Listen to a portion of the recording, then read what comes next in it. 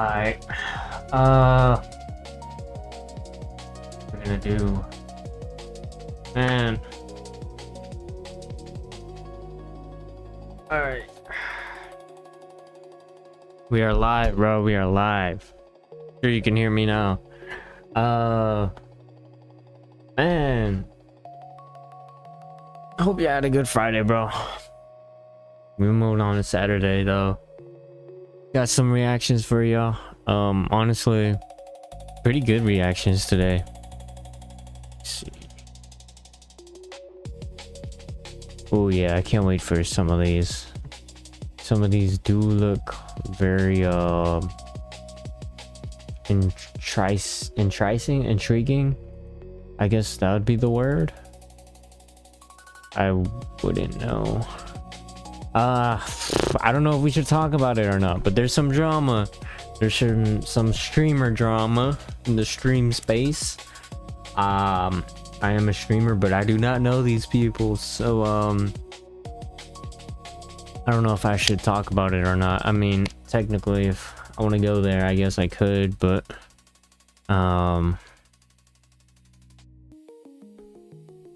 we can react to a video. I mean, there's nothing wrong with that, but I'll put that in there.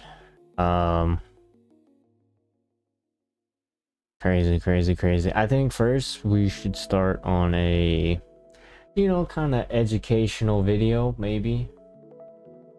You know, we kind of did a video like this, like I think a couple of days ago, maybe, but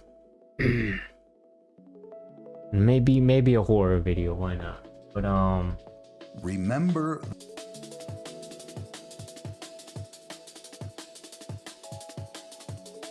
all right. Then we're gonna take it chill today. We're gonna take it chill. But so we got every rare space event that we'll actually see before we die. Wow, okay. These dates. Okay. Wait, we can actually see these. Usually we look up at the night sky and see an absolutely still, peaceful picture. It feels like the universe has hit pause, but that's a grand illusion. Right now, for example, an asteroid the size of a holy editing, bro, towards us at breakneck speed. In a neighboring constellation, a dead star has reached critical mass and is about to light up the sky with a thermonuclear explosion. Meanwhile, our very own moon is about to take a brutal hit, and we'll watch the flash in real time. Wait, the what? Craziest part, these main shows won't happen in some abstract future, but right within our lifetimes. To see the first one, you won't even have to wait decades or even years, because it's happening right now in 2026. Nah, no way. If you look at the constellation Corona Borealis, you'll see a bright new star. I know where that's at, right? It's as bright as Polaris, even though just yesterday there was no visible star there at all. It seems like the night sky has simply been adorned with another bright little dot. But don't let that fool is this a nebula exploding? Hidden behind this steady light is the epicenter of a colossal catastrophe. In the Corona Borealis system, a super dense little white dwarf orbits in tandem with a massive red giant. They're so close to each other that for decades, the dwarf's gravity has been siphoning off its neighbor's gas. All this hydrogen accumulates on the dwarf's surface. Temperature and pressure build up until they reach a critical point. The outcome is predictable. So it's just feeding off of the star. Oh, that's crazy. Nuclear explosion. What looks from Earth like a mere twinkling little star is actually an expanding wall of plasma. So I can go outside right now. Well, it's daytime, but I can go outside in the nighttime and see that, bro. That's actually crazy. But here's the most fascinating part. The explosion itself occurred 3,000 years ago. It took that light all this time to cross the void and reach us here today. Soon, this light will fade, and the dwarf will go back to doing its... So this thing already happened 3,000 years ago, bruh? Nah, that's insane, bro. But cosmic events We don't really just living change in like the night the sky. future True / darkness past. will descend upon Earth in broad daylight in August 2027. Wait, what? The sun will go out. Huh? It sounds like a regular solar eclipse, an amusing astronomical trick lasting a couple of minutes. But this time, the mechanics of the cosmos will align with eerie perfection. The sun will go out for an incredible 6 minutes and 20 6 minutes, bro? It'll be the longest remaining total eclipse of the entire century. On that Okay, but is it actually gonna pass Texas? Like, brother, last time we couldn't even see that, bro. day, the moon will approach the Earth to its closest possible distance. Like, I'm trying to see something, bro. The last eclipses I couldn't see. The Earth will move away from the sun to its farthest Because it's always hitting Africa or like Asia or Germany. Like, bro, possible like, distance.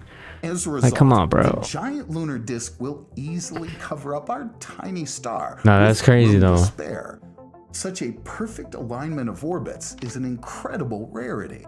A pitch black shadow, nearly 300 kilometers. there we go. See, there we go. We ain't gonna see it. Like, wide, will slice across the planet from southern Spain to Yemen. It'll plunge. I mean, what did I tell? Why is it always the EU? Why is it always? Why do they always get the eclipses, and we never? Like, NA doesn't get the eclipse. Like, bro, Will slice across Man, the planet from southern Spain to Yemen. we can't even see It'll this one. plunge the So Egyptian he lied. pyramids He in lied to Luxor us. He into really did. darkness and sweep directly over Mecca. What's more, the shadow will race across the planet at a terrifying speed of around 2,500 kilometers per hour. What did I just say? Africa. They get the eclipse. Well, Egypt, Saudi Arabia. You couldn't outrun this darkness even on a Boeing passenger jet No, that's plane. crazy though, right there. But 6 minutes later, light will return. Of course, as eerie as an eclipse might seem, it's an entirely and completely safe phenomenon. Yeah. One that astronomers can predict. Yo, down thanks for to the follow, bro. I second. appreciate The that. problem is, there are things in space whose orbits are much more difficult to predict. Yeah. Just a year and a half later, in April of 2029, an asteroid the size of a skyscraper will approach the Earth. And it's heading straight into our satellite zone. April 13th, 2029. Apophis, What? an asteroid the size of the Empire State Building, will fly by Earth. In the early 2000s, astronomers If we get wiped out by this asteroid, bro, you heard it here first. Like, this is just seriously considered the chance of there's no colliding with way, our bro. planet. An impact of that force would wipe an entire continent off the face of the planet. But then, Wow. thankfully, the calculations were refined. There will be no collision. But it'll pass at a okay. distance of just 32,000 So, kilometers. will we be That's able to 12 see times this? Closer than the moon. Apophis will dive even closer than our ring of weather and communication satellites that are flying around up there orbiting the Earth. And Nah, amazingly, that's in crazy. Europe and Africa, you'll be able to see What again? Europe and Africa. Man, we can never see nothing in just NA, by bro. looking up, a glowing dot sliding rapidly across the night sky. At the moment of closest approach, Apophis won't. Man, I'm just fly mad. Like, by. we can't even see Earth none is of a this, bro. gravitational heavyweight. When the asteroid enters our zone of influence, Gonna the planet's slingshot? tidal forces will literally begin tearing it apart. Gravity will pull on the near side of Apophis much harder than on the far side. This will trigger massive asteroid quakes, or should we call them Apophis quakes? Anyway, Earth will warp the shape of this rock as well as that's alter crazy. its rotation and permanently rewrite its orbit.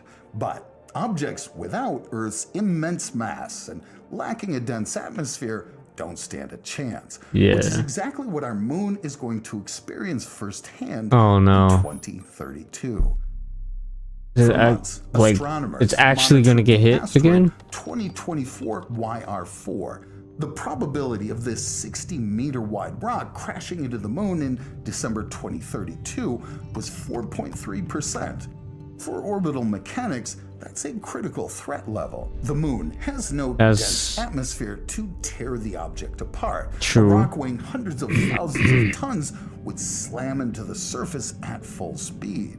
The Hold on. explosion's energy would be around 15 megatons, hundreds of times more powerful than the bomb dropped on Hiroshima. The blast would kick up a cloud of debris that could be fatal to lunar orbiting satellites. New radar data from ground-based observatories have allowed us to rewrite the trajectory. The impact was canceled.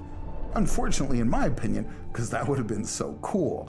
In December 2032, I mean, yeah, that would have been cool, I guess. Missed the moon by a mere 21,000 Wow. kilometers. By cosmic standards, Okay, so why is it so crazy that it's like they rewrite calculations? Is it harder to actually hit the moon than it is to miss it? Is that the thing? Or is it easier for a random object, for true pure randomness, to actually hit the moon? Like, I don't know. that's just a that's hair's crazy. breadth away. Maybe it's But just orbital mechanics do work flawlessly. There will be it's no just so collision. rare where We it's can like, calmly and sadly watch the rock fly back away into the darkness. But as it fades away, the night sky is already thankfully preparing an entirely different, this time incredibly bright spectacle for us. oh dang. On this day, you'll look up and see a blood-red giant dominating the sky. It'll shine so Really? incredibly Ooh. brightly that it'll start casting its own shadows on Earth. It might seem What? like a supernova exploded out there in space somewhere, or some other mysterious threat is heading our way. But there's no need to panic. It's our neighbor Mars, deciding to What? break with the usual distance and get up close and personal with the Earth. Normally, Mars hangs out about 225 million kilometers away from us, sometimes retreating hell? as far as 400 million. But What is this time, Mars doing, it'll bro? reach the closest point to the sun in its orbit, right as the Earth flies directly between them. The Wait, distance will shrink fourfold, collapsing to a mere 55.9 so we're actually lining up with Mars. million kilometers. In cosmic terms, that's practically just an arm's length away. This will be Wow. the historical record of the century. The last time Mars came this close was back in 2003. Oh, man, come on, bro. In Really? August I thought this would be 2050, like you won't need billion-dollar the 17th century or something. Through the cheapest of amateur telescopes, you won't just see a tiny little red dot, but the whole Wow. shebang. The angry red planet in all its glory, complete with its ice caps and global dust storm. That's crazy. This close encounter with Mars will Probably be the send main people. astronomical event of 2050. But 11 years later, the sky will present us with another epic comeback. One humanity has been waiting for over Halley's half a Comet? century. Can you guess? Yeah, that's right. Halley's. Comet.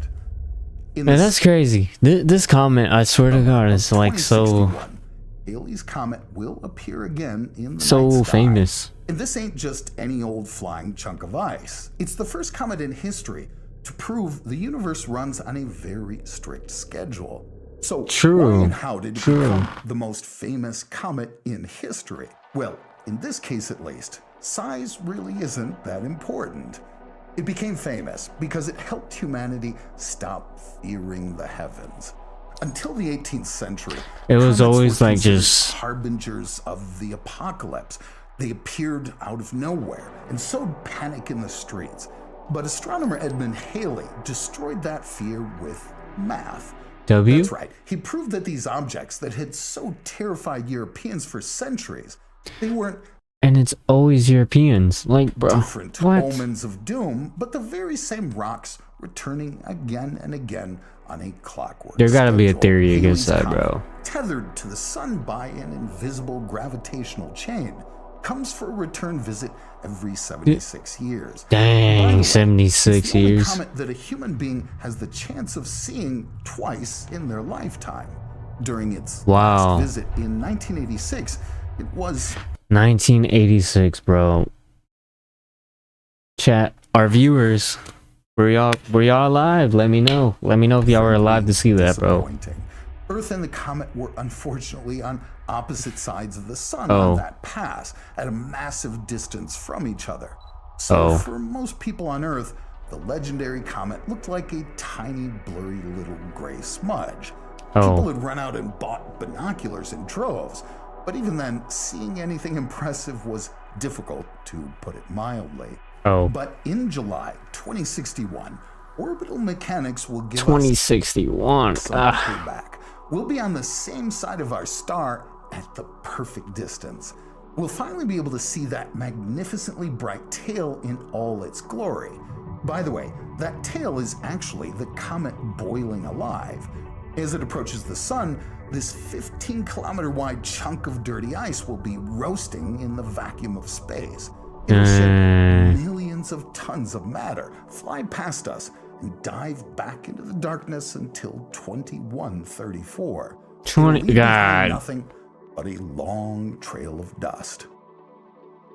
So, Halley's Comet is a quiet, predictable show, just ice melting in the void. But for the next item on our calendar, I guess. we'll switch genres to something that will show us true primal fury. I wonder if we're ever gonna see like a supernova, like bang, like, you know, In 2083, like, why can't we get like a new cool star night will sky like suddenly that? Flare up there in the skies above the Earth. That'd It be will appear cool. out of That'd be nowhere, really and in cool, a matter but- of days, become the Like it brightest probably already happened, but the light just hasn't reached us yet, you know? point in the night sky, outshining This is cool, Sirius though. and Venus. For a few weeks, this light will alter the familiar pattern of the constellations. You might think it's a supernova, the death throes of a giant star. But this isn't But the how death come we've of never one seen a star. supernova? No, this is the catastrophic head-on collision between two. Right now, Oh. the V Sagitti system is a pair of dim stars locked in a gravitational death grip. A dead Wow. white dwarf is literally sucking the plasma out of its How does that neighbor. happen, Because bro? of this, they're rapidly losing orbital speed and spiraling towards each other. This is going to be so cool. In 2083, the distance between them will drop to 0. The white Oh, dwarf they really will just gonna plunge like into the core bang. of its neighbor. This isn't just a collision, it's a fatal merger that will trigger a ginormous thermonuclear explosion. Supernova? Eventually, the glow will gradually fade, leaving behind one star instead of two. Oh, This wow, is it the just largest eats it. catastrophe What? of our century that we'll be able to see with our naked eye, or hopefully you have two. But even this merger of two stars pales in comparison. Yo, bro, thanks for to the follow, event bro. awaiting us Appreciate next. that. I can't talk. I'll call you in 5 minutes. In March You know, I really do hate when that happens too. 2092, those who point their telescopes at Jupiter will see something unthinkable. The planet's 4 largest moons will disappear, merging into a single gleaming point. After the thermonuclear explosion of V Sagitti, you might think we're going to witness another massive cosmic collision. But this Alright, time, surprise we me, know bro. catastrophes. Let's see. This will be the universe gifting Wait. us with a mathematically perfect optical illusion. Io, Europa, Ganymede, and Callisto orbit Jupiter on the same plane. In 2092, Earth will pass Oh. perfectly through the plane of their orbits. Orbital rhythms will align in an exceedingly rare parade. Some of the moons will pass directly in front of Jupiter's disk, blending into its clouds, while the others will vanish into the giant black shadow behind the planet. Wait. Even better, the moons will begin to eclipse one another. Massive Ganymede will cast its shadow directly onto the ice of Europa, blocking its light What? for the earthly observer. This deceptive geometry will only last a couple of hours. Then the moons will emerge from the shadows and the Jupiter system will return to its usual state. That's crazy. We might That's actually crazy. witness with fucking piece of shit. Yeah, I feel you, bro. I feel you. now. I feel you. When you trying to get in that flow state and then just like There are bang, bang, events bang. I with feel you, bro. motion, I feel that. some unfolding slowly. Some building I throw my towards phone on the moments bed, we bro. might I don't actually even keep my witness phone near within me. our lifetimes. The sky is not static. It's a timeline, and it's. I like this video, All bro. it asks is that we remember to glance. I like this. I like this. I like this By a the lot. way, if you're enjoying this new format, I'd be absolutely delighted if you subscribed, turn on notifications, drop a Oh like, yeah, and of this guy's a course, classic. let me know what you think This guy's in the literally a comments. classic, bro. Your support really does motivate me to keep creating and to keep making these videos better.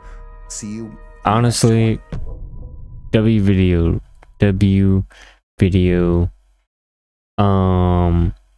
Yeah, we're gonna keep it rolling though. That was very interesting, very formal.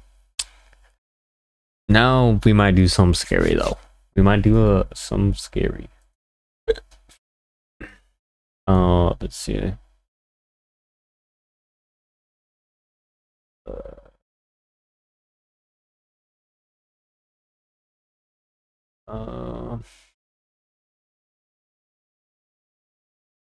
I guess we can do. Yeah, we can do this. July 20. Okay. All right. So we got the first fire tornado ever recorded. No, that's pretty crazy, bro. I'm not gonna lie. California 2018. Dang. July 26th, 2000. Hopefully nothing crazy happened. Just four. No casualties, bro. No Inside casualties. A wildfire. 911, your emergency. Oh wait, I remember seeing videos online talking about this. All the windows got blown out. I got my curtains down. Bro, I mean, come on, don't tell me like it looks like Transit from Black Ops 2. Like, Can't last too long here. Okay, if you can get out safely, get out, okay? I can't. No, I have to have a ride out of here. All on fire around it. 143 miles per hour. 2,700 degrees Fahrenheit. 18,000 feet tall. The fire tornado Dang. exploded in the middle of what was already a gigantic, devastating wildfire. It was so unusual that even CAL FIRE investigators are still struggling to completely understand it. The National Huh. Weather Service had Interesting. never issued a warning for anything like it. Fire crews on the ground had never trained for it. Scientists had never documented one inside the United States before, and it was moving directly toward okay, that's weird though. Like, so many like perfect scenarios have to happen for this to happen, right? Or am I city wrong? Of 90,000 people. Like, This that's is the story crazy. Of the first documented fire tornado in United States history. A fire tornado. But to understand how a wildfire builds a tornado, you Yeah. have to go back 3 days, because what happened in Redding wasn't just a wildfire. So, was it the like exact set of conditions needed to create something no one had seen before. how does a spark happen like that? The region sits in the northern Sacramento Valley, wedged between mountain ranges on both sides. In spring, cool, moist air rolls in from the Pacific, but by July, that picture changes completely. As that same air descends the eastern slopes of the mountains, it loses its moisture rapidly. What reaches the valley floor is hot, bone-dry air that acts like a furnace, pulling moisture out of vegetation, out of soil, out of everything it touches. By midsummer, the hillsides around Redding are covered in So brush. let me get this straight. The cold air gets pulled in from the hot air, right? And then that creates like some type of like pulling effect, maybe. High grass and Okay. tall brush. Okay. It is, in every sense of the word, a powder keg.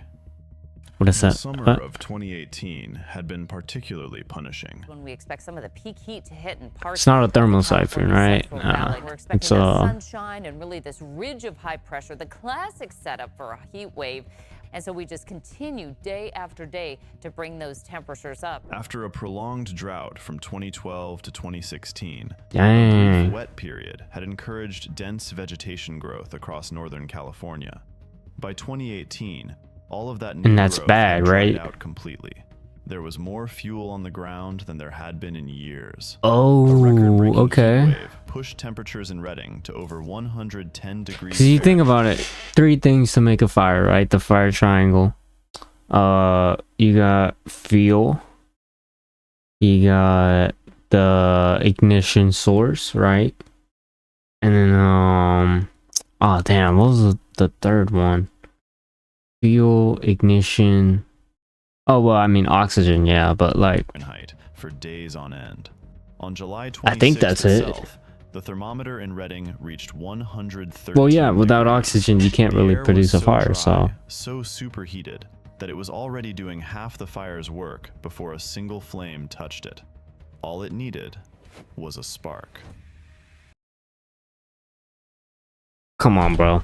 I'm just like, sometimes I'm a genius, sometimes I'm just. A travel trailer was But like, driving bro, along State give me Road some credit, bro. 299 near Carr Powerhouse Road, west of Reading. Oh, wait, no way. Did they actually, like, confirm this? Of the trailer's Nah. tires blew out. The steel rim Nah. scraped the pavement.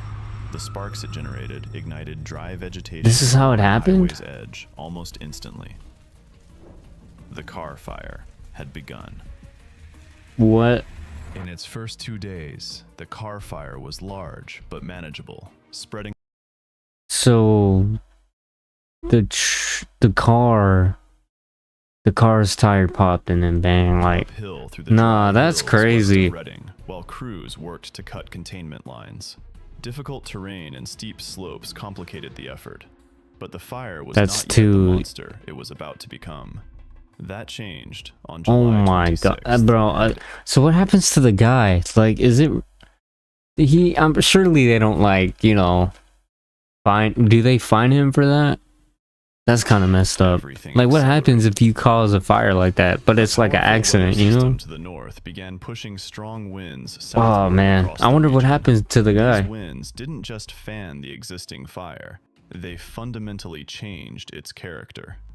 By approximately 5:30 p.m., the car fire transitioned from a fuel-dominated fire, where terrain and vegetation dictate movement, to a wind-driven fire, where the wind itself becomes the engine.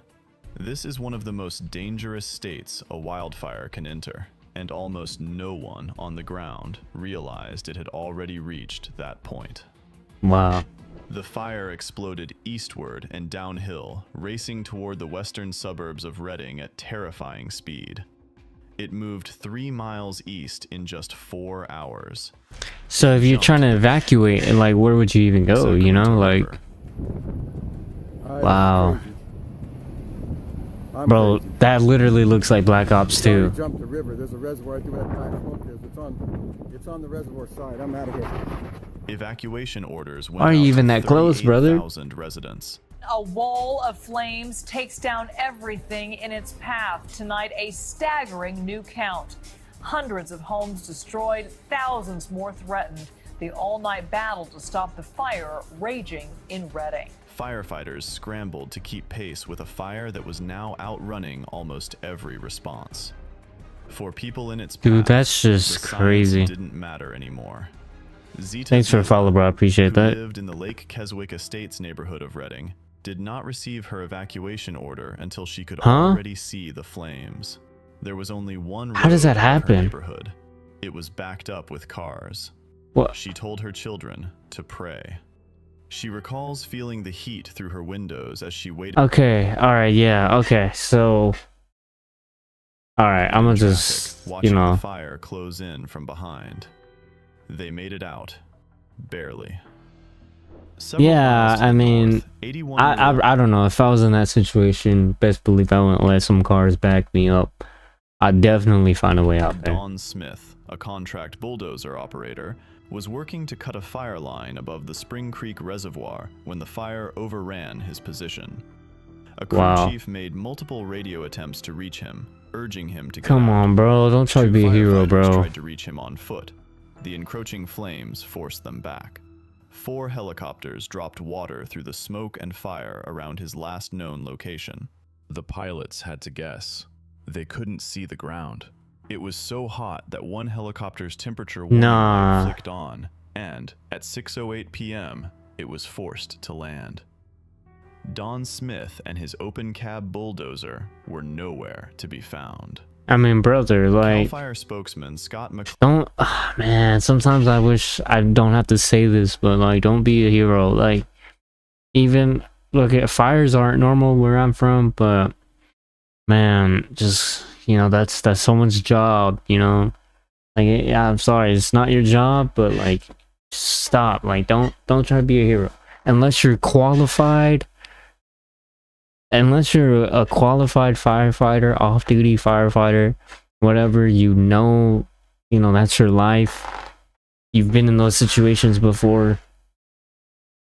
I totally believe, then I feel like that's okay. But like, man, like, sometimes it's just like, bro, your life is just way more valuable, like, lives shouldn't be justified, but like, like, I don't know what I'm going with this, but said that law enforcement was doing evacuations as fast as they could. There was little anyone could do to slow it down. Exactly. Like, if it's just a wildfire like that, just evacuate. But get out of there, man. Was beginning to happen above the fire, something that very few people on the ground had ever witnessed before. And like, know your risk. Know your risk. Something that none of them had a name for yet. As the Carr fire exploded in intensity on the evening of July 26th, it began releasing enormous amounts of heat energy into the atmosphere far above it. Oh, dang. Heat drove powerful columns of hot gas and smoke rising rapidly into the sky. At around 7:20 p.m., those columns punched through a layer of stable air above them and burst into the upper atmosphere. Within just 15 minutes, the updrafts doubled in height, shooting from 6 miles to 12 miles above the Earth. Oh my god. They reached an altitude of 39,000 feet, above Dang. the cruising altitude of commercial aircraft. Yeah. This triggered the formation of what scientists call a pyrocumulonimbus, or pyro-CB. What? Essentially a fire cloud? fire-generated thunderstorm cloud. What? Nah, that's insane. A fire-generated thunderstorm. Oh, brother. Nah. Burning. It was creating its own weather system. That's crazy. It began stretching the column of air below it, concentrating existing rotation near the surface. Wind shear near the ground, areas where air was blowing in sharply different directions at different heights, combined with the enormous updraft to rapidly organize that rotation into a coherent, intensifying vortex. Isn't this... This is just... Fire. It was becoming something else. A tornado. Yeah, like... Oh my god, that's crazy. The tornado began touching down near Land Park in Reading at approximately 7:30 p.m. At its base, it measured 1,000 feet across. It reached an estimated height of 18,000 feet into the sky. It was creating its own weather system. Nah, that's 43 miles per hour. That's cooked, bro. Of an EF3 tornado, strong enough to level homes. Wow. The temperature within the vortex reached an estimated 2,700. See, I didn't know about the fire tornado, bro. That is roughly the melting point of steel. The footage captured that night looks like something pulled straight out of hell. To me, it looks like Black Ops 2. That literally looks like... Oh my... Nah. It was the strongest tornado of any kind ever recorded in the history of California. That shit is huge. True fire tornado ever scientifically documented anywhere in the world, after one observed during the 2003 Canberra bushfires in Australia. Oh, okay. As it moved, it left a damage path that looked nothing like a wildfire and everything like a violent tornado. Trees were debarked and snapped. Ground scouring appeared beneath the vortex, soil stripped from the earth exactly as it is beneath the most violent conventional storms. Massive electrical transmission towers, engineered to withstand extreme loads, collapsed. A steel pipe was found wrapped around a tree. Homes that the fire itself had not touched were still destroyed, roofs torn off, walls blown out by winds that had no business existing inside a wildfire. Wow. 3 bulldozer operators, Don Andrews, Terry Cummings, and Jim man, Jones, rest were in peace. suddenly engulfed while working nearby. All 3 machines had their windows shatter simultaneously as rocks, burning embers, and debris bombarded the cabs. Okay, bro, like, I'm not gonna lie, this is just the definition of your boss says get your ass to work and you still gotta go to work. Like, how is the fire that close to you and you just You're not out of range. Like, you're literally melee range to the fire. Like, huh? This is nuts. Come on, bro. You've seen the fire, like. I'm in a dozer on Buenaventura up by Lake Avenue. All the windows got blown out. I got my curtains down. I don't know if the two guys behind me are alive. I can't last too long here. Okay, if you can get out safely, get out, okay? I can't. You know, No, I have to have a ride out don't. here. It's all on fire around us. Can I give you my wife's phone number? Tell her I love her. All three Yeah, bro. survived, barely. Unbeknownst to I all mean- of them, less than a mile away, a Reading fire inspector had already radioed his final transmission. Huh? Jeremy Stoke was 37 years old.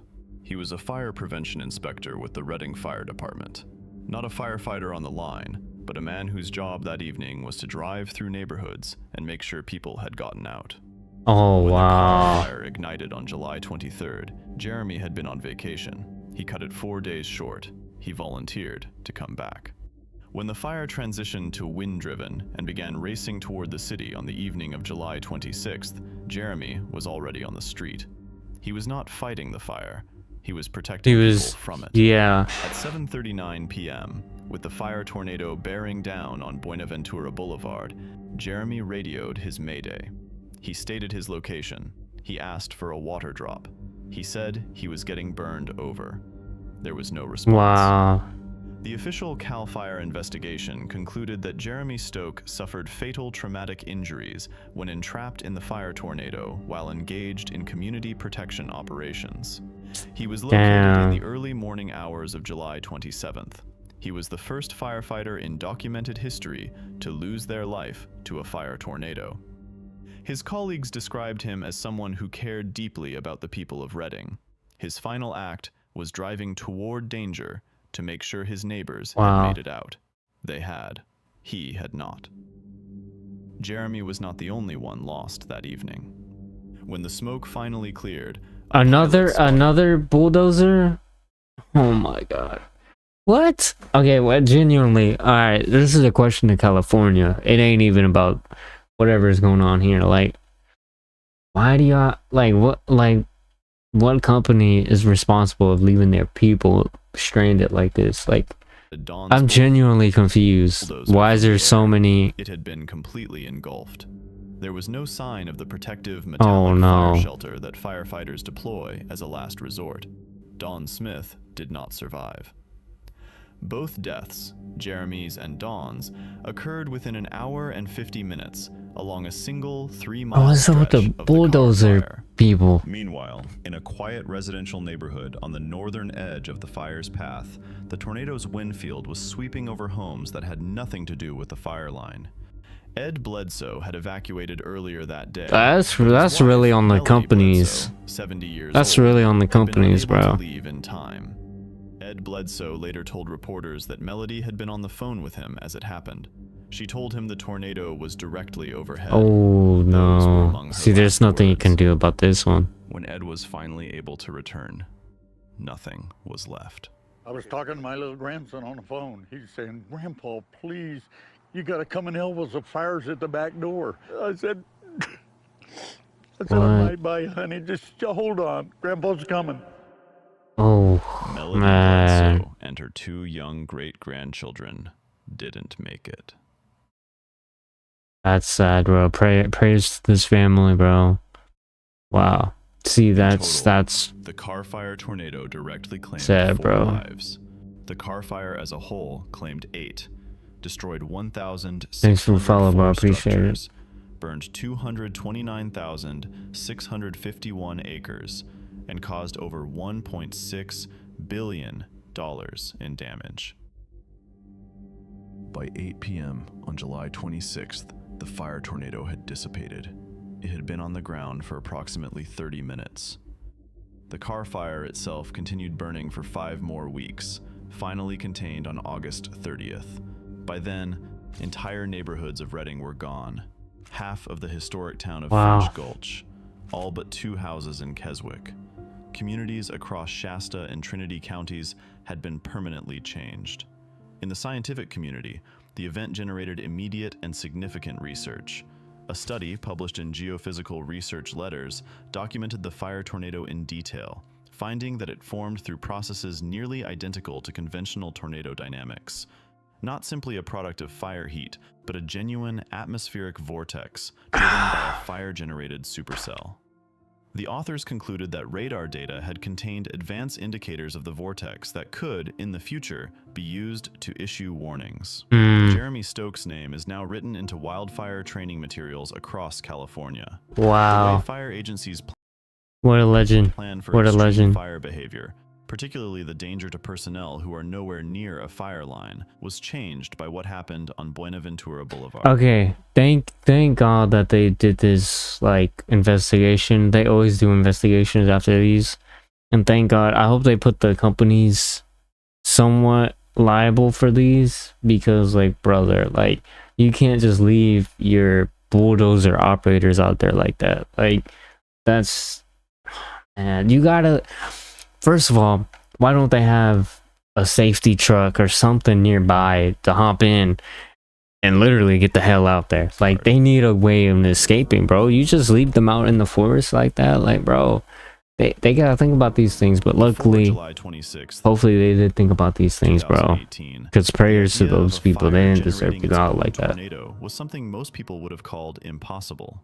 After Redding, it became something fire crews across the American West now That's plan crazy for, right there. train for, and watch for. I'm at the glad, start I'm of glad. every fire season. Because the conditions that created it, the heat, the drought, the wind shear, the fuel, are not gone. They are still Man. there every summer. Yeah, Firefighters know how to fight fire. yeah, They know how to read wind.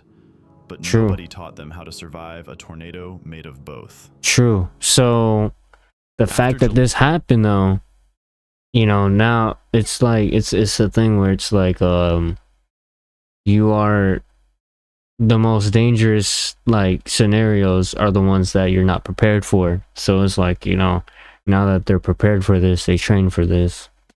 Hopefully July 26th, this won't happen again. 2018, because now they know it can happen. And the next time it happens, they may not get a warning either. Yeah. Yep.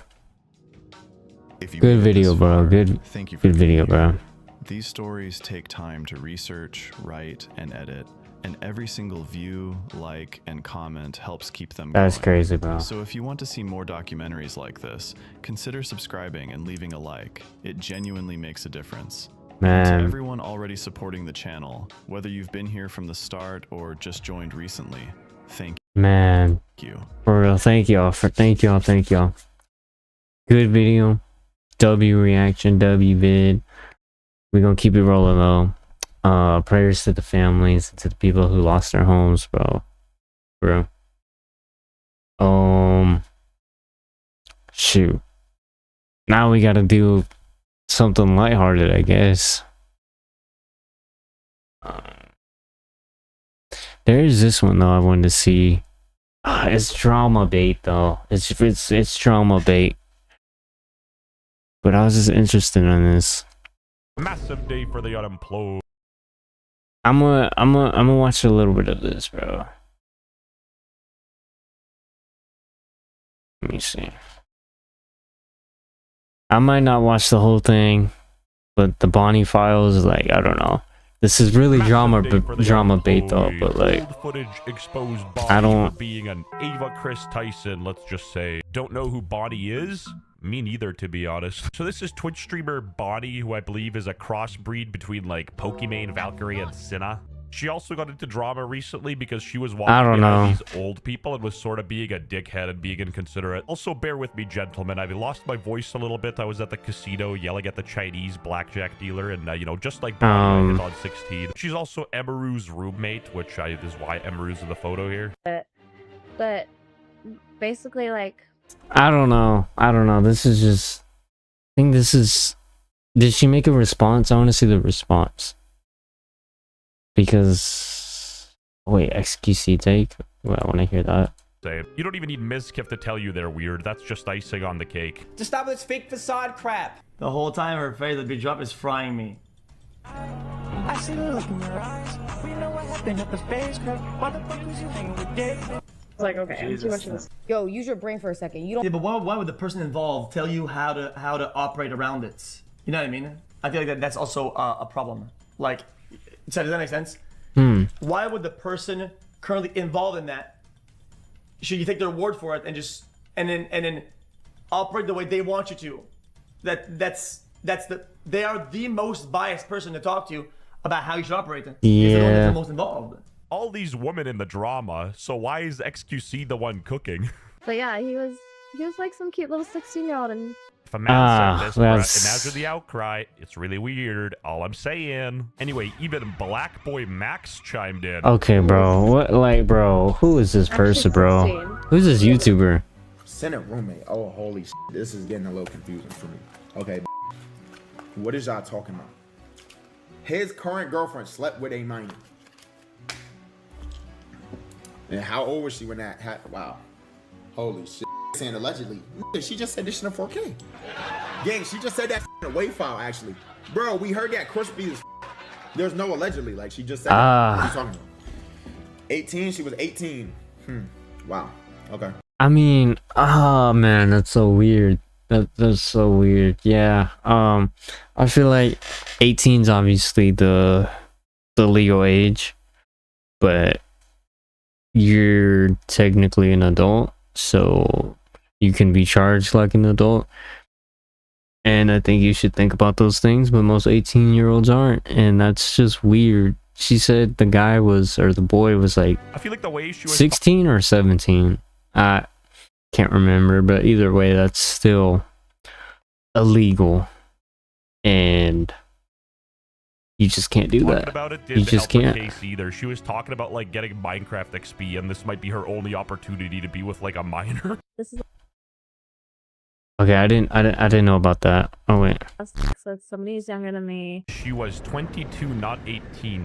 22. These I don't. cucks lying to make it sound better. You already know the arguments that would come out for 18 and 16, right? Like, they're both in the same high school, but 22 and 16, pretty sure that's a crime. We also don't know how old she really was because she hasn't said anything. She's Okay, no, I don't know. This YouTuber is a little bit weird. And you getting exposed in drama, and you Because he just said, "Oh, no, 22," and then he's also gonna back down and say, "Well, actually, we don't know how old."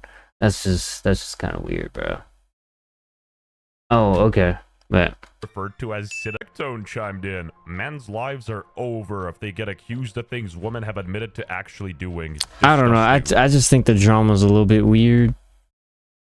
But if it was like a minor, then that should just be charges. Honestly, that's charges, jail time. Because, like, let's be honest, nobody wants their best friend to be Diddy. I still can't get over the fact that a lot of this was dropped on Cinna during a diss track, which wasn't even targeted at Bonnie or Cinna. It was targeted at this one guy named Arky, who is currently dating Bonnie, apparently. Bro, this That's so crazy. unemployed for even me, Matt. And genuinely, I wouldn't be making this video if tax season wasn't coming up soon because, you know, I spent all my money on rent. Yeah, that's crazy. I don't know. I just think you're an adult. You shouldn't be talking to minors. Simple. But all right. Hold on.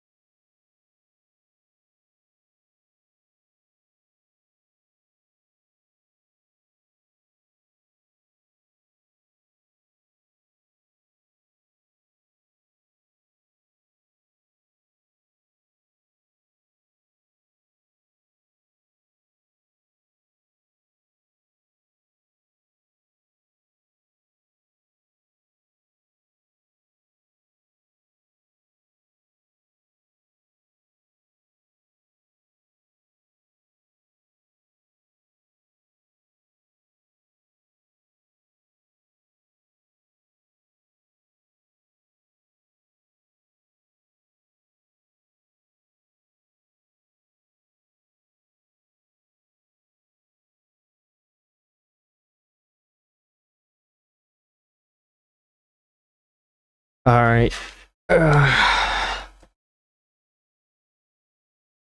We got food. Thank goodness. I'm starving. What is this?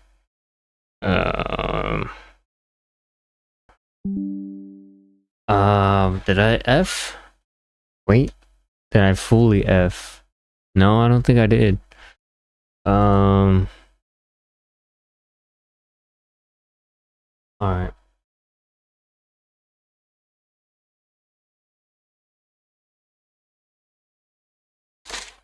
Alright.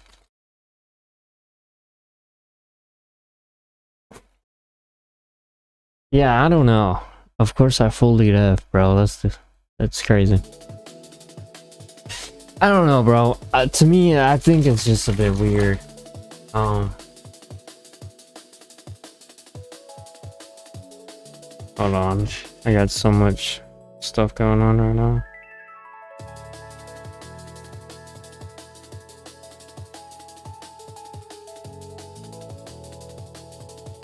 I think, oh man, this music's so loud. What the heck?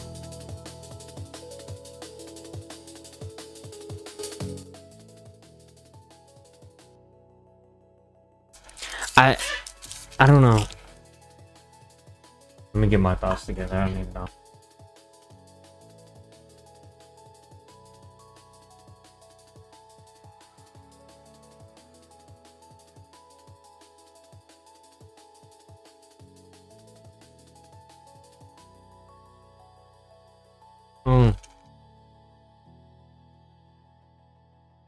That's so good. Alright. I just think, for some reason, 18 means you're an adult, but some people don't take that serious, bro. A lot of 18-year-olds ain't serious, and they don't take it serious. So, I just think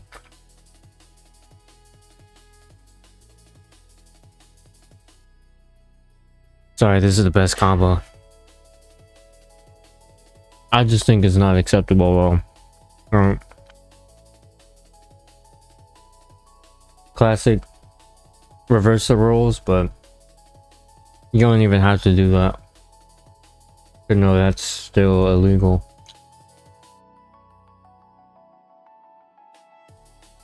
But I guess we can keep it going.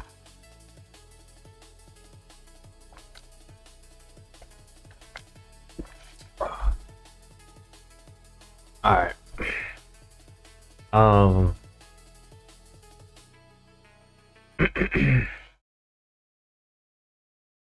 Okay. Let's see.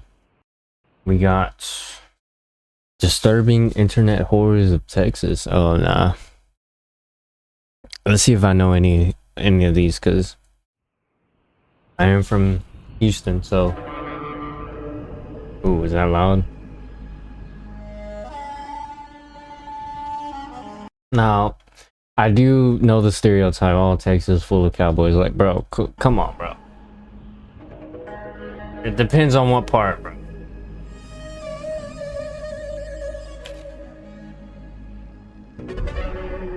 Holy editing, though. This is crazy.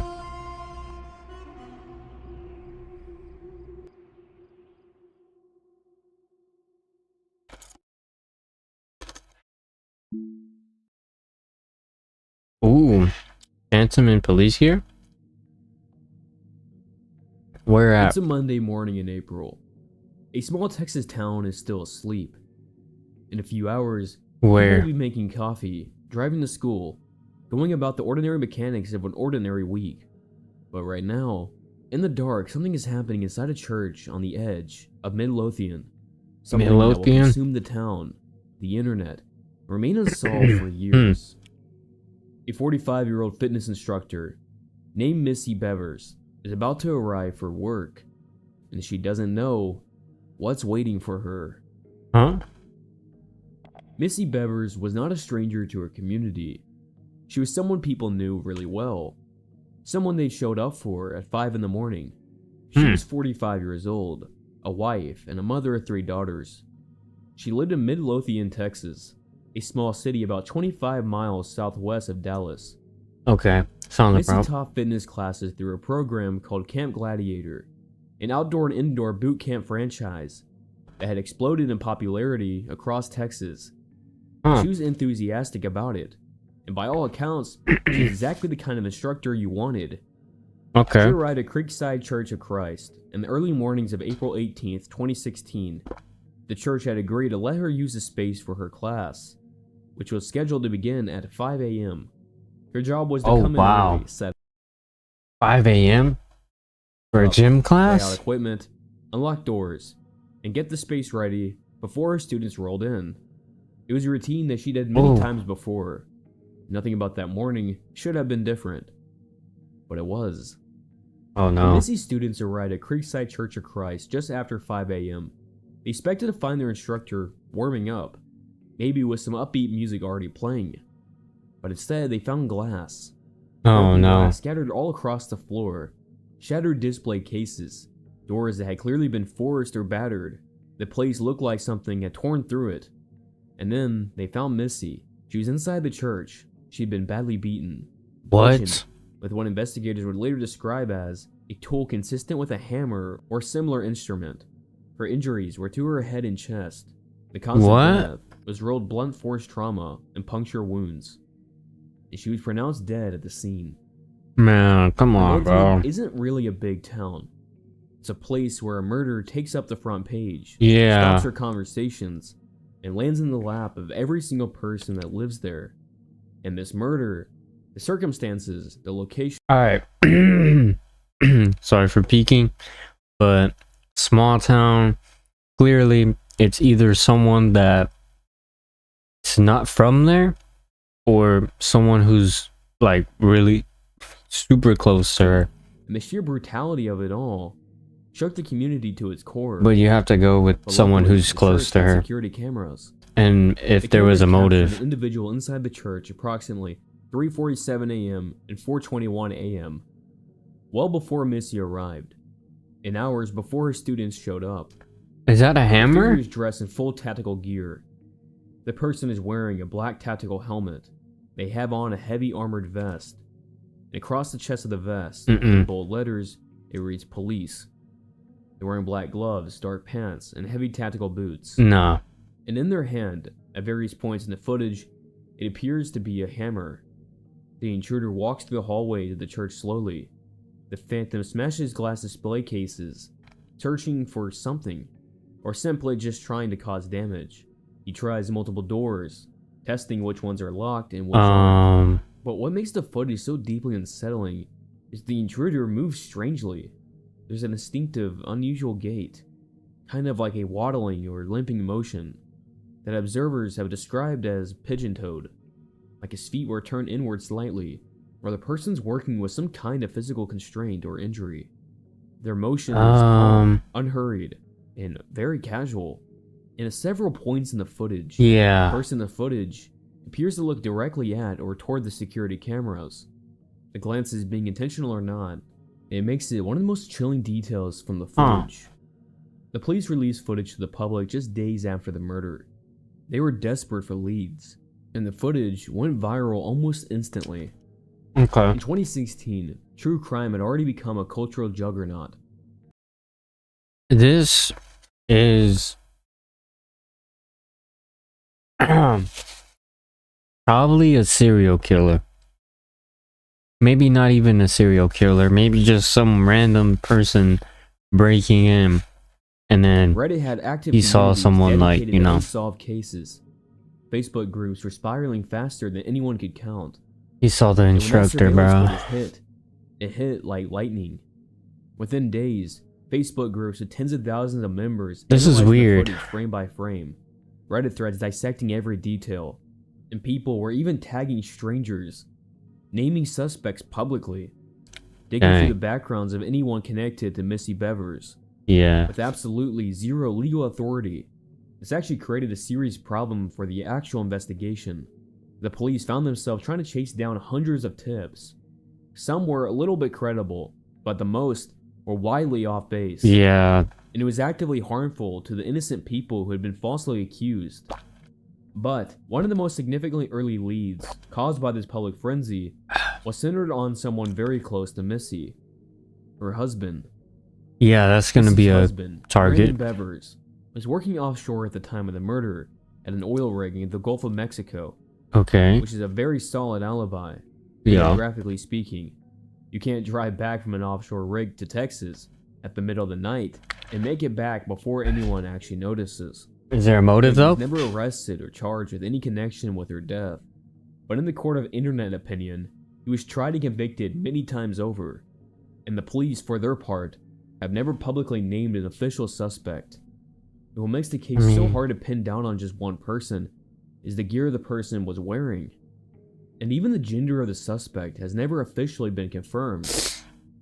The person's build is obscured by the bulky gear, making it either a male or The a female only suspect. thing that I can see is the weird pigeon-toed walk, crooked walk that they're doing. Right. So it's either someone with like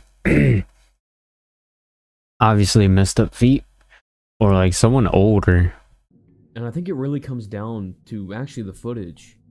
In many unsolved murders, it's because there's a lack of information, no footage. But in this one, you could see the person. You could watch them walk, swing their hammer, watch them glance toward the camera. This is so And yet, weird. You can't identify them. The face is hidden. The motive is hidden, but their presence isn't. And still, even today, the case still remains unsolved. Wow. That figure in the tactical gear has never been brought to justice. Wow. What's scary to think is somewhere they still exist. They went home. They had lived their life, knowing what they did with no consequences. True. Damn, that's crazy. The fan at the door? January 26, 2018. A Friday night. Technically Saturday morning now. The hour where the city has gone quiet and the only thing moving are sprinklers and the occasional pair of headlights passing through without stopping. And somewhere in Albuquerque, New Mexico, a man finished packing his car. He had a destination, he had a gun, and he had 11 hours of West Texas highway ahead of him. He had never met the people he was driving toward. But This is what I'm saying. This was probably the same thing that happened to the knew last one. exactly where in the they last lived. section. Gavin Free and Megan Turney are the kind of internet famous where your audience genuinely feels like they know you. Gavin Free is British, and by 2018, he had built one of the most distinctive channels on YouTube, the Slow Mo Guys. Wait, Where what? he co-hosts with his longtime friend Dan, Wait, this is the slow-mo guys? exactly where they live. Hold on. Gavin Free and Megan Turney are the kind of internet famous where your audience genuinely feels like they know you. Gavin Free is British. He lived By in Texas. 2018, I never he knew built that. one of the most distinctive channels on YouTube, the Slow Mo Guys, where he co-hosts with his longtime friend Dan. They take high-speed cameras and turns the mundane into extraordinary, popping balloons, paint exploding, things in extreme slow motion, with millions of fans and many people watching daily.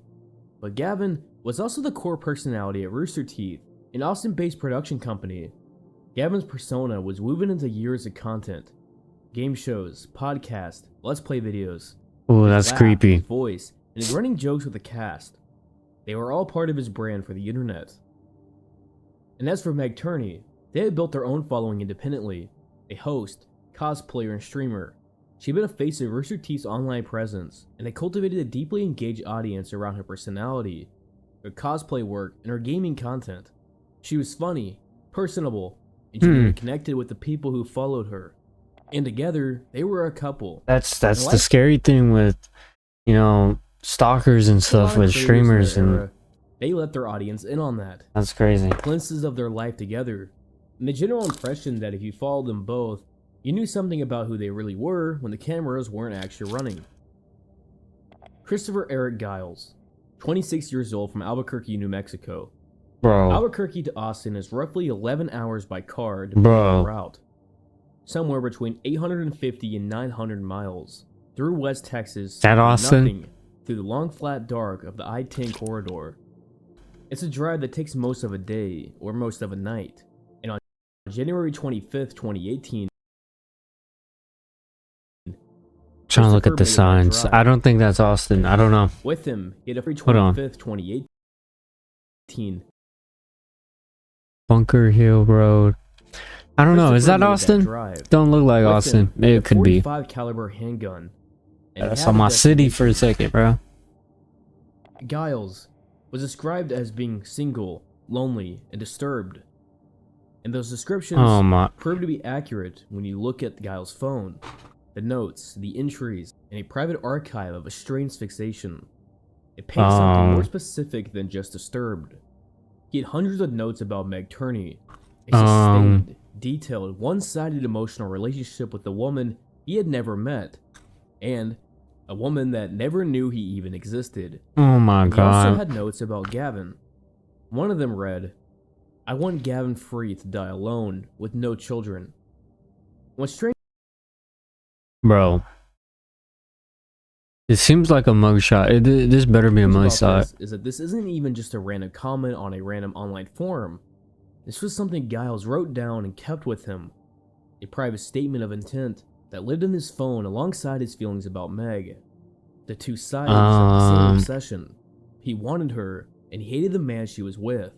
And he decided to drive 11 hours to do something about it. And to really understand why Giles really decided to drive all the way to Austin for someone he's never even met, you have to understand what kind of relationship he really had with How do you even have that time to just do that? Like this dude, bro. parasocial relationships aren't new. Parasocial. They've been around ever since TV has happened. And True. along with the internet, it ripped away every guardrail. When you watch someone's content every week, their face, their voice, their opinions, their relationships, something happens that isn't entirely rational. Your brain doesn't always tell you. It's like you think you know them, The but difference between an you actual don't, bro. friend telling you what they did and watching a creator talk about it in a vlog. And the thing is, for the vast majority of people, this is completely benign. Fans form genuine communities. They find people who share their interests. The connection, and as one-sided as it is, it enriches their social lives. But still, for most of those people, they still understand there's a boundary between creators True, and who they true. really are. That they're not actually friends with the people they watch. But for a small number of people, people who are isolated, maybe people who struggle with attachment, who lack social scaffolding, This is the thing with Jason's one-sided bond can start to feel very Jason's stalker, real. right? I don't know much of it, Twisted to but possession. The person on the screen starts feeling like they belong to you. that's crazy When that though. figure is in a relationship, a public relationship, visible and documented on their content, the person who belongs with them is by extension an obstacle. And for Christopher Giles, which had been watching Meg Turney for a long time, he knew what she looked like, how she talked, what she would laugh at. He knew who she was with. That's so And weird. The thing is, their location was pretty public, so he knew their city. He may have even known their neighborhood. That's Even though crazy. he's never spoken to either of them. Friday night sliding into Saturday morning, the neighborhood was quiet. Christopher Giles arrived at the house and fired a shot through a glass door or window to gain entry. Brother. One shot, and the sound of Oh. it in a resident. Thanks for the follow, bro. Appreciate that. What'd you say? Right, okay. Residential neighborhood at 3:40 in the morning would have been unmistakable. Thanks for the follow, And though. inside, Gavin and Meg woke up. And in those seconds, the right instinct for them kicked in. They moved to the bedroom, got to a closet, and called 911.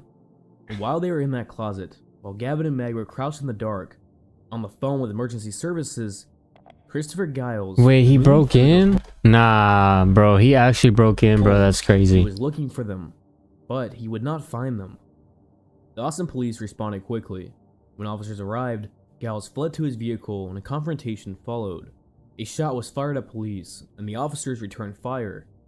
And eventually, Christopher Giles would die from a gunshot wound at the scene, indicated that it Wow. was self-inflicted. And of course, Wait. Giles would not survive. That's Police would crazy. secure the scene, and Gavin and Meg were found physically unharmed inside the house. The next morning, the story broke fast. It was in local Austin news, and by afternoon it had reached national. A combination of elements in the story made it irresistible to cover. A YouTube celebrity couple, a home invasion, and a dead intruder, in a weird story. So what was the point? Like, what was he trying to do? He literally was just trying to break in. And then what? Like, he wasn't, like, that's so weird. Gavin and Meg issued a statement on Twitter thanking the Austin Police Department and first responders, also expressing gratitude for the support from their community. But Like, as for there's- the internet, characteristically, they had their own opinions. Feel Most sad. were supportive, expressions of genuine relief that they were safe. Yeah. And in some comments, a discomforting amount of people expressed something completely different for Christopher Giles, as they framed his actions as an inevitable result of his feelings. I don't somehow know. treating a dead man's obsession as somehow romantic.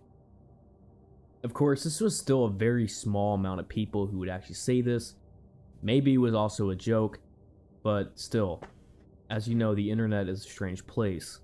Yeah, this is And just... the notes on Christopher Giles' phone tells a specific story. The fondness for Meg Turney was not random, and it was most likely the product of him watching her content for many hours, enough where it became a presence in his life. And I think what makes creators a little bit different when it comes to parasocial relationships is that unlike celebrities on a movie screen, creators like Meg would talk to their audience directly. True, They would yeah. make eye contact with the camera, say, "You guys, I wanted to show you this. Hey, you guys," talking directly to their audience. Sometimes even acknowledging their fans by their name and streams. Yeah. For some people, people like Giles, that one-directional intimacy calcified in something he experienced as a real relationship. And real relationships come with real stakes, real jealousy, and real grievance. And the notes he had on But like, brother, she doesn't know you. And this goes the same way for like anybody that watches me or anybody that watches any other streamer, big streamers. They don't know you, bro. They don't know you. They're grateful for you, but his they phone don't is they very don't know you. telling. Like, Specifically the, "I want Gavin free to die alone with no children." we just all Most likely, vibing, he you know, drove we his all 11 vibing. hours with a loaded handgun, entered a home by shooting through the door, and the target was not actually Meg. It was actually Here for a good Gavin. time, bro. Like, I Whenever just cases like these happen, this there's always dude, people on the like, internet that try to frame it differently, such as he was just lonely. He really that's loved her. not an He excuse. snapped because he had feelings and had nowhere to put them. And the framings aren't entirely false. Christopher Giles was, and by all accounts, isolated. He was not connected to the people in ways that most people are. That's not an excuse And the notes on though. his phone suggest someone whose emotional life had narrowed into a fixation on a woman who he's never even spoke to. But still, it is also still wrong. The excuse of him just being lonely. Lonely people do not do what he did. This wasn't out of love either. This isn't even some type of twisted love.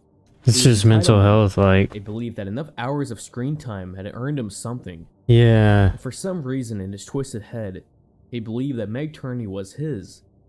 And calling this anything else than what it really That's so is weird, just bro. inaccurate. Like, she literally has like And as for the two creators, a they husband. continued their careers shortly after. They would unfortunately separate as a couple at some Oh. point after 2018, which Damn. is completely their business. And it has nothing really to do with the actual overall story. Yeah. And the story is a reminder to many people, and even creators, of how deep a parasocial relationship can really get. True. And how careful you really have to be in this world. True.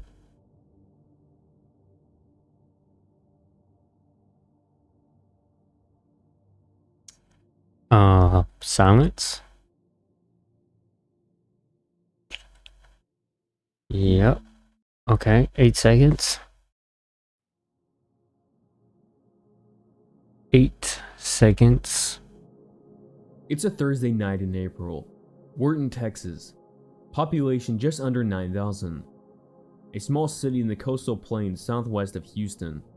The Wharton County Youth Fair has been running for decades, with livestock competitions, carnival rides, funnel cake, the whole Houston. tradition. But tonight, Houston. the main attraction is the bulls. The Extreme Bulls event draws serious crowds. The animals Yeah. weigh close to 2,000 pounds.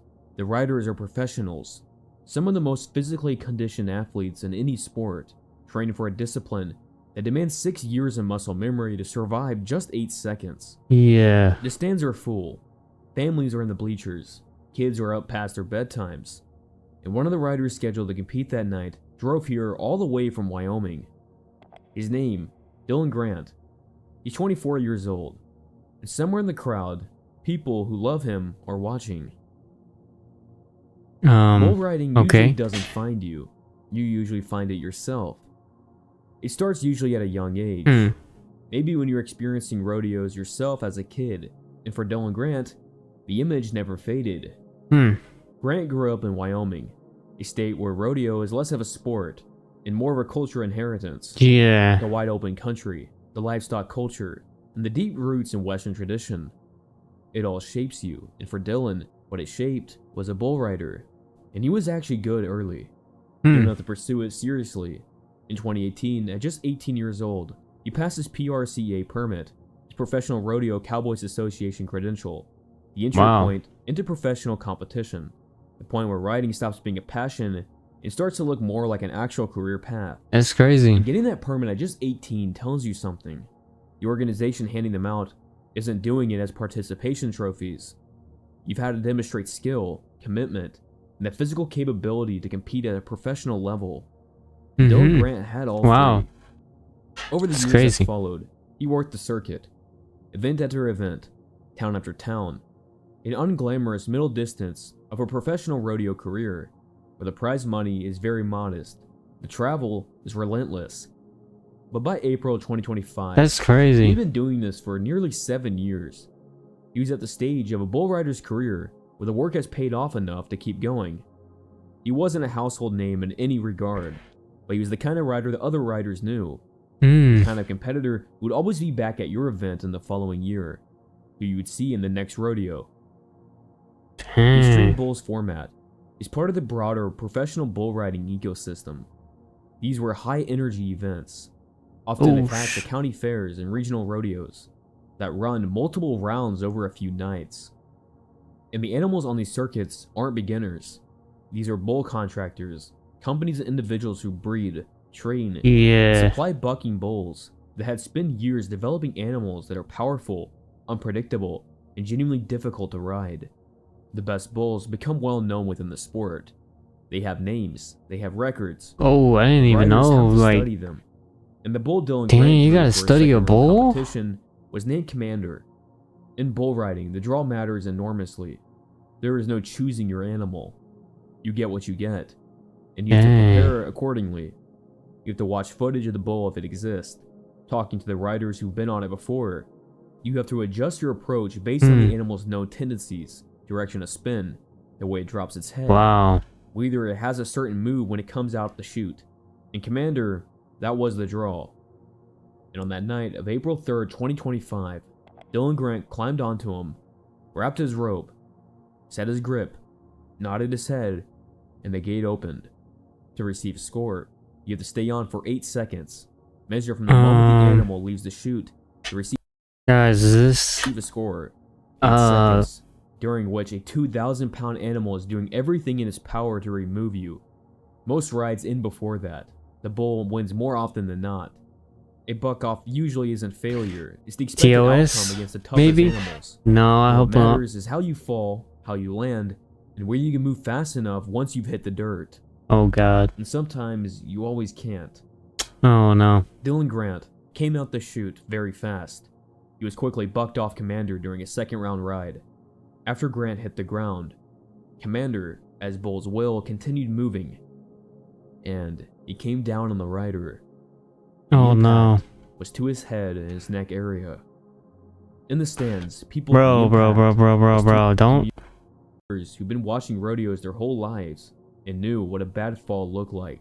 Oh. Could see that this was something worse. Bullfighters, the professionals whose entire job is medical personnel, were on the ground on site, and then a helicopter was called. Okay. The airlift. Alright, he doesn't show anything. 30 minutes by helicopter, depending on conditions. That's 30 minutes to which the medical team in the air is working. The family is waiting. The people still at the fairgrounds are standing in the dark. Man, that sucks. What just happened? Dylan Grant would arrive at the hospital that night, but he would not survive his injuries. and he was pronounced dead at the hospital. Wow. At just 24 years old. The tributes that followed were immediate and sincere. Social media feeds in the rodeo world filled with photos of Dylan competing, with memories from fellow riders. He died doing what he loved. That phrase appeared in tribute after tribute, and it wasn't wrong. Dylan Grant genuinely loved this. 7 years of his life, it was his whole adult identity. It was the circuit where he belonged. Bull riding is, by almost any metric, the most dangerous 8 seconds in any sport. The numbers behind bull riding injuries are sobering. Concussions, broken bones, dislocated joints, internal injuries. These are not rare outcomes. They're very regular occurrences on the circuit. Most professional bull riders carry injury histories that would sideline athletes in any other sport permanently. Yeah. Fatalities, while not super common, are not unheard of. The sport has a lot of protective equipment over the past 2 decades, but there's no equipment that fully protects a human body from a direct impact by an animal of a bull's size and weight. The bullfighting protocols, the rodeo clowns, and bullfighters whose job has evolved far beyond entertainment into genuine athletic protection are more sophisticated than they've ever been. Oh man, I don't know. That's crazy. But still, riders can still die. And the question the sport keeps wrestling with, sometimes out loud, but usually in private, is simple. When does the risk become too much? Yeah. Dylan Grant had been doing this since he was a teenager. And by the time he went to Wharton, it had been almost a third of his life. The circuit was his world. The animals, the events, and other riders, that was his home. Wow. He knew the risk. Every rider knows the risk. But the knowledge doesn't make the grief any simpler. If anything, it makes it more complicated. Because the choice was real, and so was the outcome. Man, rest in peace, bro. It's... Wow, that's sad. That's very sad. Oh, man, I don't even know what to say after that. Like, I mean, I don't know. I guess... Rest in peace, bro. Rest in peace, Dylan Grant. Hopefully his family's able to find some type of peace, but yeah, we're gonna keep on rolling. I gotta finish off with like something happy, because damn, that's sad. Yeah, let's do something pretty heartwarming, I guess. Let's do something heartwarming, something light in the mood, bro, because that's crazy.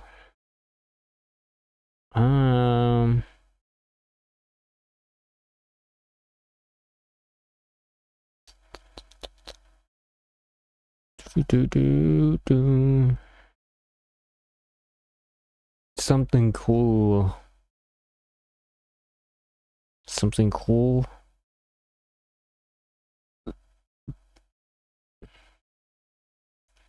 Oh man, there's like a whole bunch of like urban legend stuff I could do, but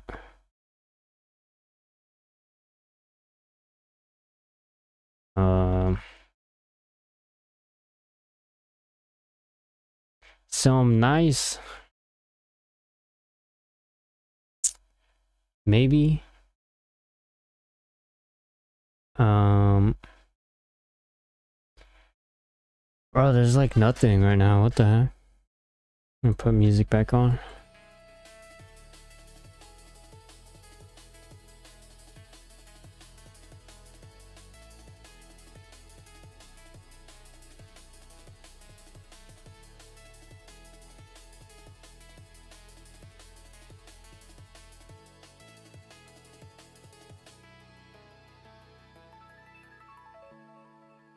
Let me see.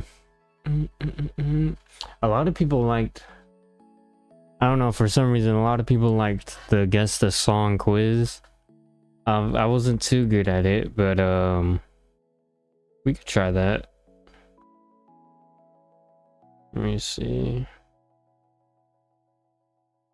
I think we could try that for sure.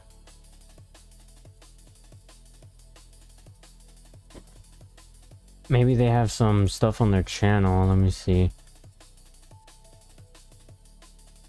Guess the Disney trivia.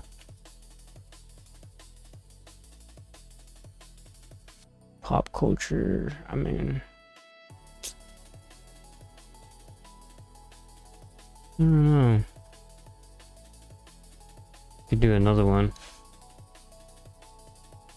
Oh my god. Hate wearing these headphones. Alright, maybe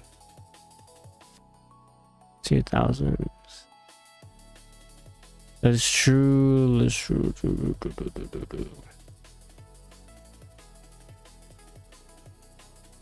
Smartest job wins? How does that even work?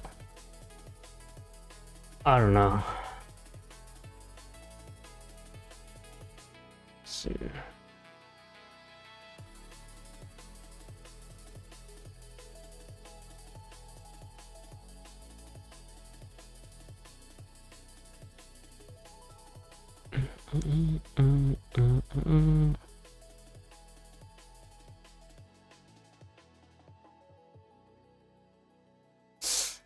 Man, there's a lot of good videos. I just don't know what to choose. I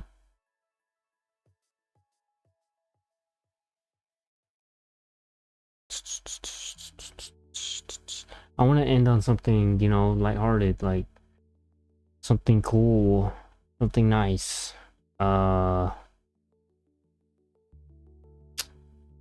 I guess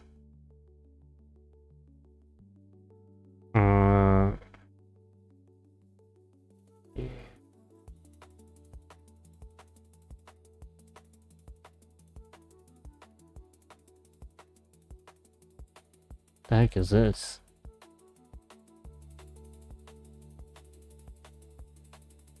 Maybe a game? I don't know. Can't really find nothing.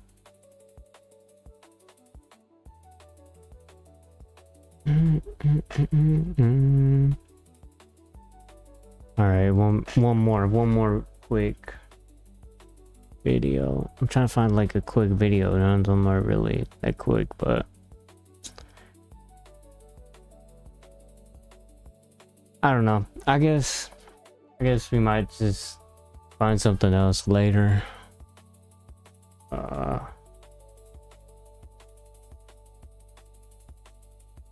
What we have for today, probably. Yeah. All right.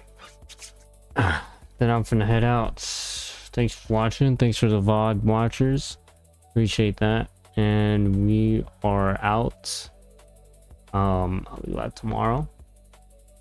More reactions, more stuff, just more everything in general, bro. Channel's growing pretty good. Let me see. How's the short doing? Okay, short's doing not too bad. Videos are doing pretty good.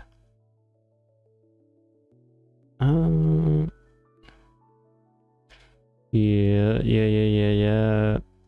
Ooh, almost 500 views for the Unsolved Mystery one. That's crazy.